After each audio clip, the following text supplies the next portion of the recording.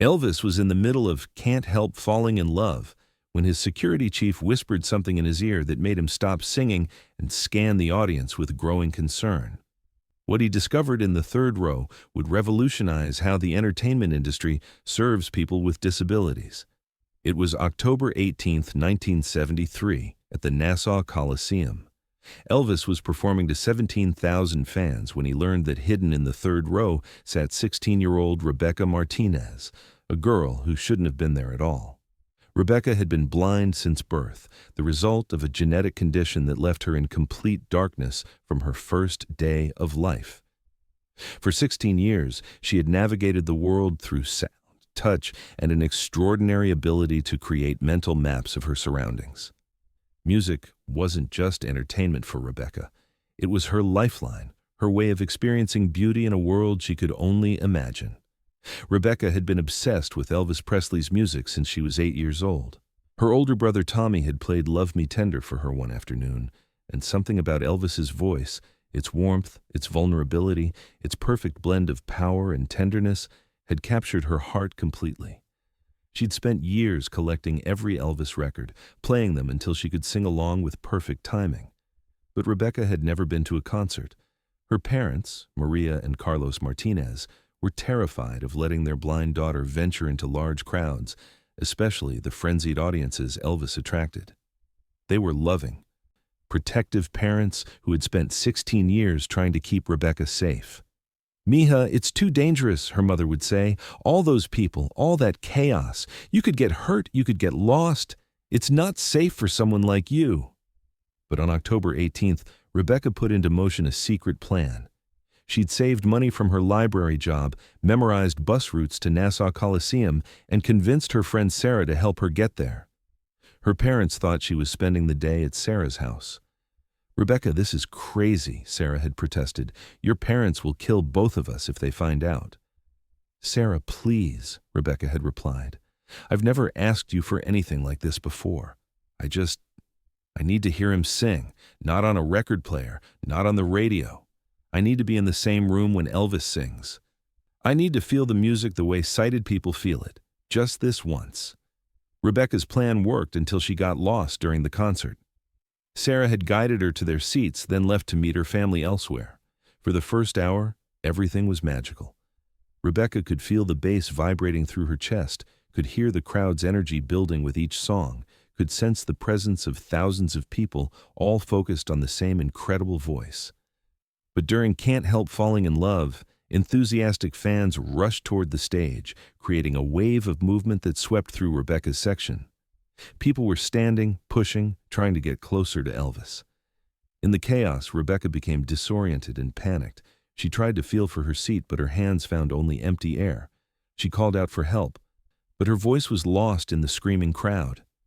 For several terrifying minutes, Rebecca found herself completely lost in a sea of moving bodies, unable to see where she was going, unable to find safety. That's when Red West, Elvis's security chief, spotted her. Red had been working security for Elvis for over a decade, and he'd developed an almost supernatural ability to spot trouble in crowds. What caught his attention wasn't Rebecca's blindness. Her dark sunglasses weren't immediately obvious in the concert lighting. What Red noticed was her panic, the way she was reaching desperately for something solid while people jostled past her. Red made his way through the crowd and gently took Rebecca's arm. "Hey there, sweetheart. Are you all right?" "I can't find my seat," Rebecca said, tears streaming down her face. "I can't see where I am. I'm lost." When Red realized she was blind, he was stunned. How had a blind teenager gotten into the arena by herself? Red immediately knew this was something Elvis needed to know about.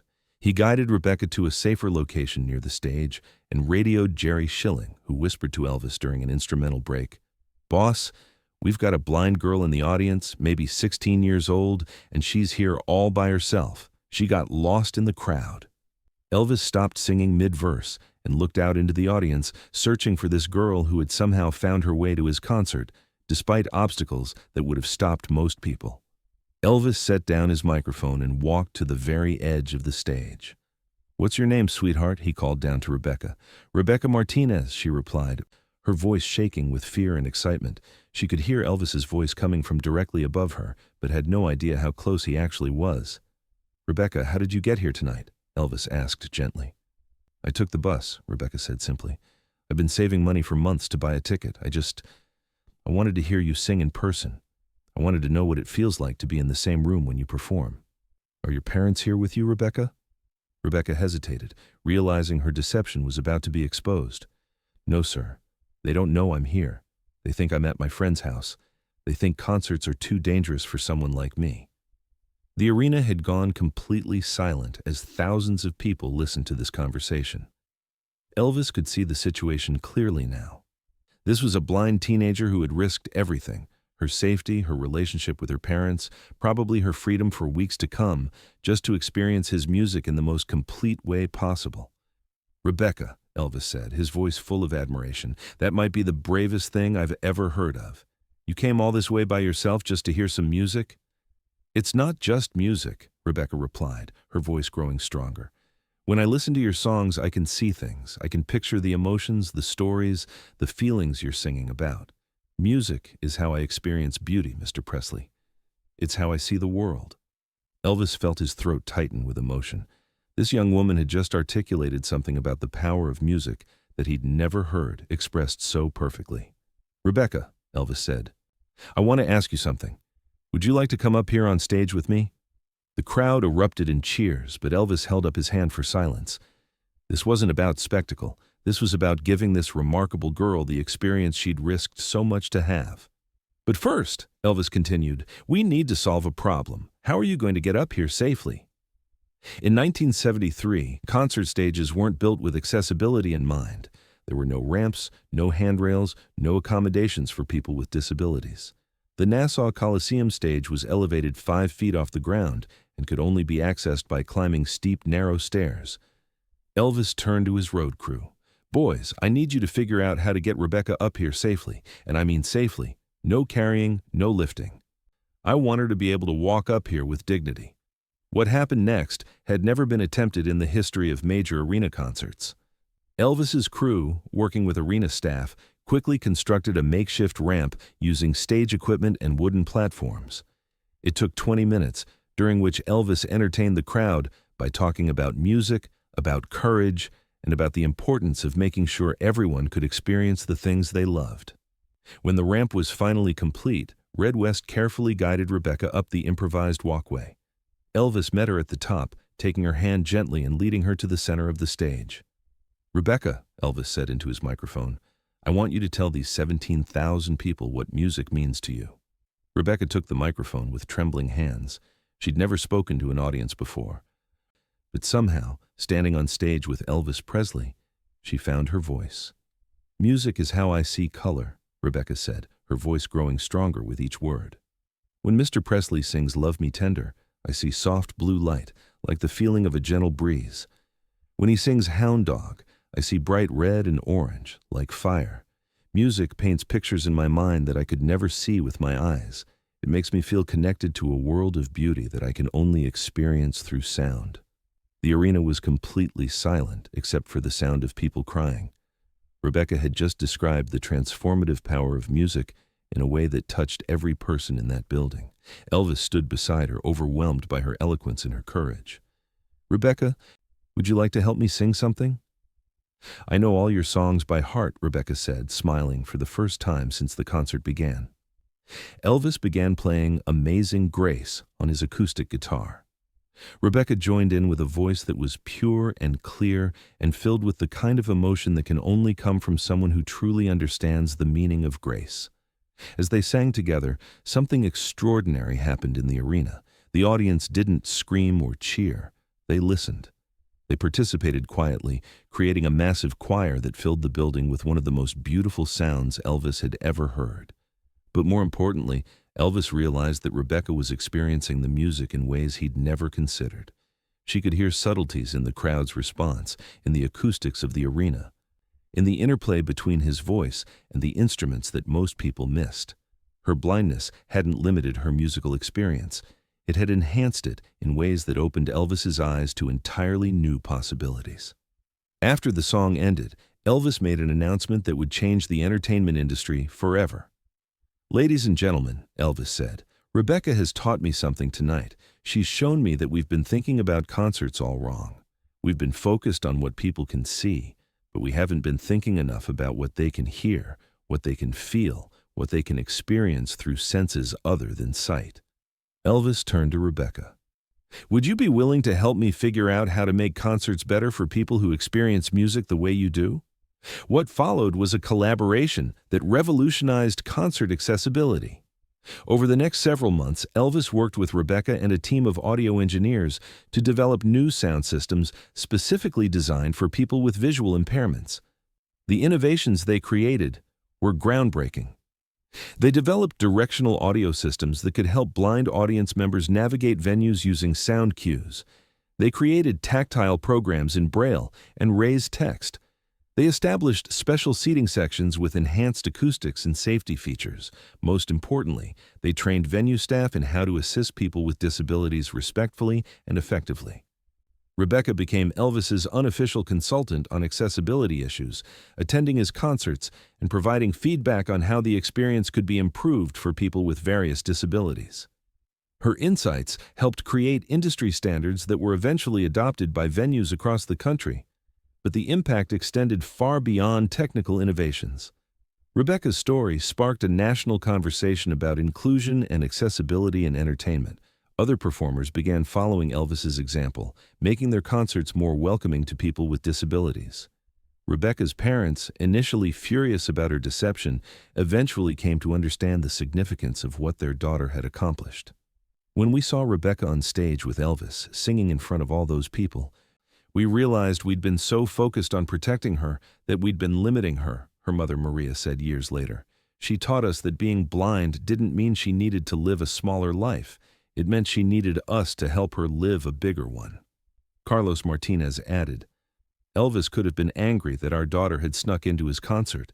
Instead, he saw her courage and her passion, and he used it to help other people. He turned our daughter's rebellion into something beautiful."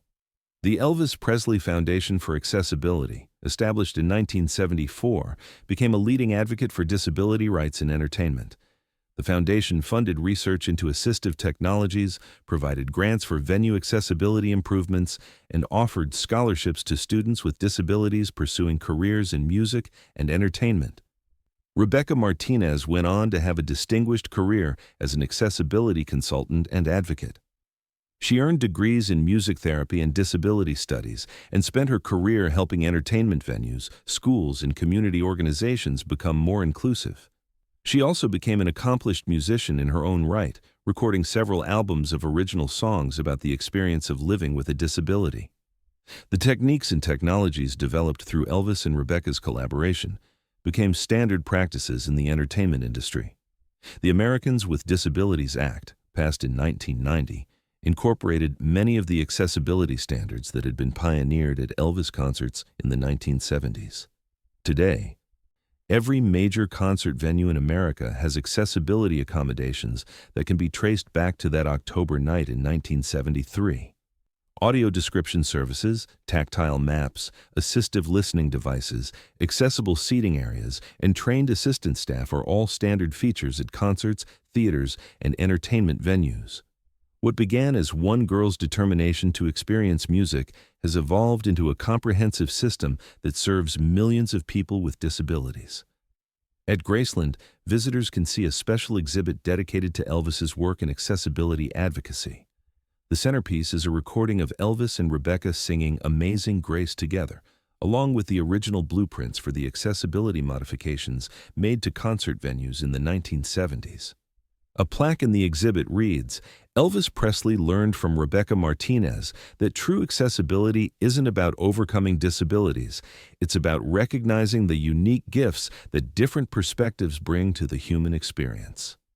Rebecca Martinez, now in her 60s, still attends concerts regularly using the accessibility accommodations she helped create. She often speaks to groups about disability rights and the importance of inclusion, always beginning her presentations with the same message. "The night I snuck into that Elvis concert, I thought I was breaking the rules to get something I wanted. I didn't realize I was starting a revolution that would help millions of people get something they needed. The story of Elvis and Rebecca Martinez reminds us that some of the most important progress in our society comes from the courage of individuals who refuse to accept limitations that others have placed on them. Rebecca's determination to experience music on her own terms led to innovations that have enriched the lives of countless people.